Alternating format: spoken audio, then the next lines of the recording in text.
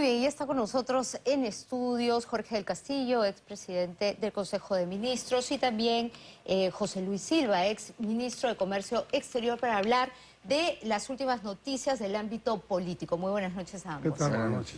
Quisiera comenzar con Jorge del Castillo y sobre esta noticia que en verdad ha sorprendido a todos, y es que el presidente chino, si bien viene a Perú a participar del foro de APEC, no viajará a Chancay a la inauguración del megapuerto, ¿no? ¿Cómo recibir esta noticia dada por el propio canciller Elmer Schaller? Buenas noches. Buenas noches. Bueno, debe haber razones de Estado o de seguridad posiblemente que hayan inducido esa decisión. Lo han dicho tal cual, por razones de seguridad. Ok, pero que esté en el Perú como estuvo en la primera APEC, ¿no? Lo recuerdo, del cual nacieron muchas cosas. En la primera APEC fue el año 2008. Alan García tuvo el buen criterio de recibirlo con los más altos honores. Le hablaba hasta en chino, Alan aprendió a hablar chino, le hablaba en chino. Lo pasó en un carro descubierto por el centro de Lima y allí empezó a nacer la idea de Chancay y otras cosas más, de forma tal que hoy, y nuestro amigo José Luis Silva debe saber perfectamente porque él conoce bien de ese tiempo a esta parte, China se convirtió en el primer inversor y el primer socio comercial del Perú.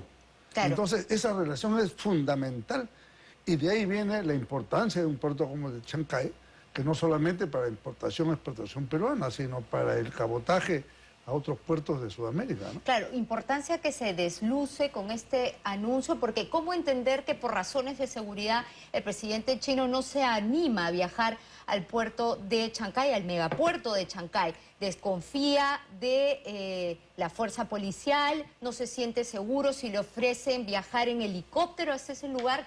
¿No hay un impacto en esta inauguración que, por cierto, se va a hacer de manera virtual desde Palacio? Yo creo que no. Tengamos en cuenta que a nuestro país vienen las principales cabezas de 21 economías del Asia-Pacífico.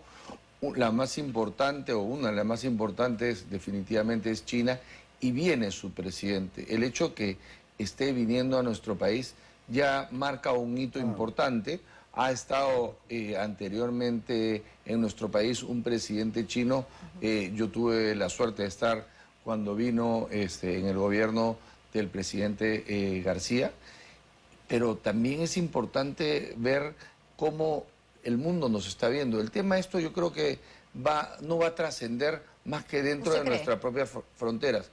Me imagino que ir 3 horas a Chancay en carro es un imposible y de repente no tenemos las condiciones adecuadas, no sabemos... Para transportar al presidente. Para transportar al presidente, tengamos en cuenta que van a llegar muchos aviones, no solamente de los presidentes, vienen los gerentes generales, CEOs, presidentes de directorio de las compañías más grandes del mundo, están viniendo en esos días.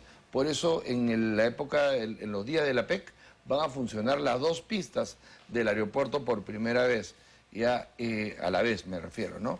Tengamos en cuenta que el presidente chino va a hacer la inauguración y va a ser un evento muy, muy importante. Yo creo que vamos a quedar sorprendidos con lo que vamos a ver ese día. Vamos a marcar un primer día de el Perú como centro hub de esta parte del mundo. Claro, dicen que nos convertiríamos en el Singapur de América Latina, ¿no? ¿Qué va a representar el inicio de operaciones de este megapuerto que no está completado, ¿no? Entiendo que se va a inaugurar una primera parte. El Perú puede ser mucho mejor que Singapur, porque Singapur no produce desde la harina de pescado, que fue con lo que empezó la relación, hasta arándanos, uvas, paltas, etcétera, que se llevan a la China, y que toda la producción del Perú, de Colombia, de Chile, de Ecuador, no alcanza para cubrir la necesidad. Así que quien se pone adelante, y lo ha hecho el Perú, en buena hora. Entonces, esta es una decisión de enorme trascendencia. El factor seguridad es verdad, pues. El Perú es el país más seguro. ¿Podemos garantizarle a alguien la seguridad? ¿Por qué cree que han venido hasta un portaaviones americano, ¿no? y tropas autorizadas legal y correctamente por la importancia, viene el presidente de Estados Unidos. Por eso hay una cuestión que yo quisiera, si me permite, invocar. Claro que sí. Yo creo que mucha gente tiene derecho a la protesta, porque es una cosa, está en su derecho. Lo que hay que tener es responsabilidad. Entonces, si nosotros tenemos el 14, 15 y 16 de noviembre la reunión de APEC, que para el Perú le puede significar abrir mucho más sus puertas. Y lo va a hacer en la práctica porque el puerto es la puerta de ingreso y de salida del país. Entonces, pretenderle malograr la inauguración, la presencia, yo creo que eso es un error. Yo diría más bien, hay que hacer una reflexión a los líderes de esta legítima protesta o reclamo de inseguridad por las extorsiones y todo, para que no se dejen llevar de las narices de aquellos extremistas que quieren el desorden. Y eso no hay que permitirlo, y más bien hasta absurdo me parece, que quieran hacer un paro de transportistas 3 días, perdón, 3 días donde es feriado. Entonces, ¿qué sentido tiene? En fin, yo creo, lo dejo como una reflexión cívica, ¿no? No es que haya nadie traidor de nada, sino simplemente creo que hay que ser serios en este tema. No es posible. Viene el presidente de Estados Unidos, viene el presidente de China, de Rusia por otras razones no viene, pero hay una serie de otros, como has mencionado, gente que toma decisiones para la inversión en el Perú. Y que además están muy bien informados de la coyuntura nacional, o sea, medios importantísimos norteamericanos dan cuenta de la inseguridad que hay en nuestro país, o sea, no es necesario que lo hagamos más evidente, aunque sí creo personalmente que tiene una base totalmente legítima la protesta. Pero hablando de la importancia del foro de APEC, hay mucha gente, el ciudadano de pie, que llega a mirar esto muy de lejos. ¿Cómo esto va a impactar en la vida de los ciudadanos, de los peruanos? De manera importantísima. Hay que tener en cuenta que APEC, de los países de APEC, sale 2/3 de la inversión al mundo y también recibe 2/3 de la inversión del mundo. Casi la mitad del comercio mundial es hecha por estos países. Y tengamos en cuenta que cerca del 38% de la población. Estamos hablando que los números son enormes y Perú está empezando con el tema de Chancay, pero se supone que en estos días antes del foro APEC, el Congreso debe estar aprobando una norma de las zonas económicas especiales que va a permitir que empresas del exterior puedan venir a la zona entre el Callao y Chancay y invertir y no tener que pagar impuesto a la renta los primeros años, y eso va a ser un incentivo y ojalá que se cumpla los ofrecimientos de Huawei o del BYD, que es la compañía más grande del mundo de automóviles eléctricos, que han manifestado su interés en venir al país. Eso va a generar que muchos peruanos puedan tener acceso a un puesto de trabajo digno. Se está hablando de que se necesita hacer la nueva Chancay con 500, para 500.000 personas. Es decir, imagínense que Chancay va a crecer en 500.000 personas. Y va a ser hecho planificadamente, de una manera interesante.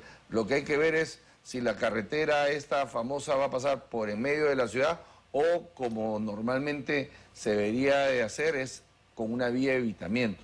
El impacto es enorme y me sumo al pedido de Jorge de la gente que realmente quiere protestar de buena fe, no lo hace en los días justamente de APEC. Quienes lo están haciendo es quienes están buscando réditos políticos, ¿no? Hablemos de un Vizcarra o de una Verónica con K, que ellos lamentablemente ponen primero sus intereses políticos antes que los intereses del país.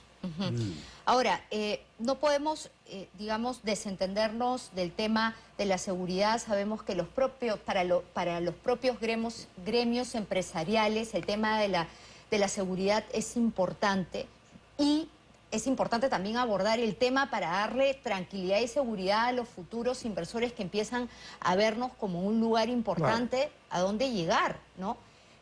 ¿Cómo debería abordar este tema la presidenta Boluarte, el premier, y quienes estén al mando de este momento cumbre? Sinceramente, yo tengo la impresión de que en el gobierno Porque para ellos no pasa no nada. hay la capacidad para poder entender a cabalidad el problema y no han elaborado una política pública sobre el tema. Entonces dan una serie de medidas, de emergencia por acá, esto. Entonces, esto no funciona. Le quiero comentar una cosa que es muy importante.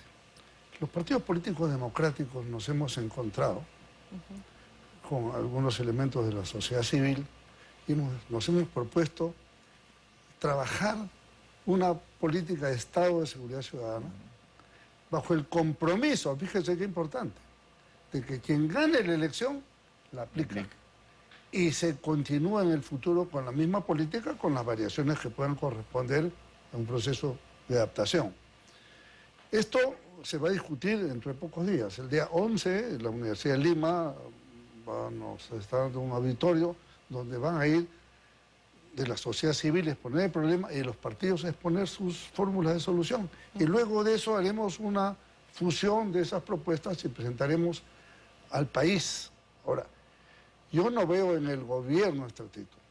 Tampoco soy partidario de estar removiendo las cosas ahorita. ¿Por qué? Cambios de ministros. No, eso se puede ver después. Ya. Ahora sería poco serio. ¿Después sería cuándo? Pero fíjese que pasara cualquier desgracia. Entonces, ya ve, por cambiar al ministro que cambió, al comandante general que cambió al otro general y al otro coronel, se rompió la cadena de lo que ya estaba estructurado.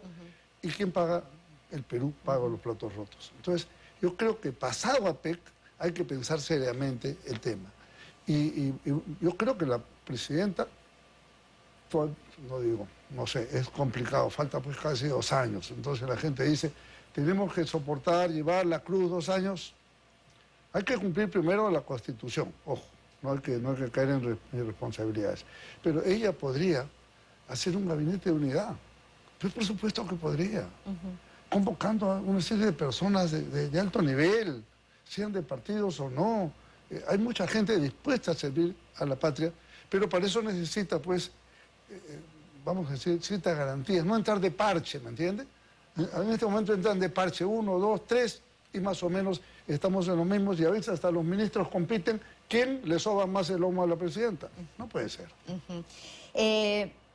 Se oyeron cantos de vacancia y a la vez también se habló, hubo un fuerte rumor de el posible cambio del premier, de Gustavo Adriancén. Acabamos de oír a Jorge del Castillo decir que no es el momento, pero veremos después. No sé con qué ojos lo ve usted, señor Silva. Definitivamente hoy y hasta que suceda lo de APEC ya no es momento de cambio. Considero que en el caso del premier o el primer ministro Adriancén debería él tomar la decisión de hacer un cambio importante, que es en el Ministerio del Interior, que es de alguna manera quien le está generando, es como un lastre que jala para abajo a este gobierno. Yo estoy seguro que si él y la presidenta hicieran el cambio en el Ministerio del Interior y ponen a una persona que todos los peruanos reconozcamos su capacidad, su experiencia y que sobre todo tenga mucho conocimiento en el tema de investigación, por ejemplo, la gente que ha trabajado en la DINCOTE, esa persona le daría un baño de confianza a la población y la percepción sería distinta. Le voy a preguntar si para usted también el ministro Santibáñez es un lastre, pero antes vamos a una pausa brevísima y volvemos. Muy bien, y antes de la pausa le preguntaba a Jorge del Castillo qué piensa del ministro Santibáñez. Aquí el señor José Luis Silva decía que para él es un lastre en el gobierno de Dina Boluarte. ¿Usted comparte su opinión? Yo lo que veo es que un ministro que empezó bien fue deteriorando su relación y se lo pasó las últimas semanas peleando con la Fiscalía.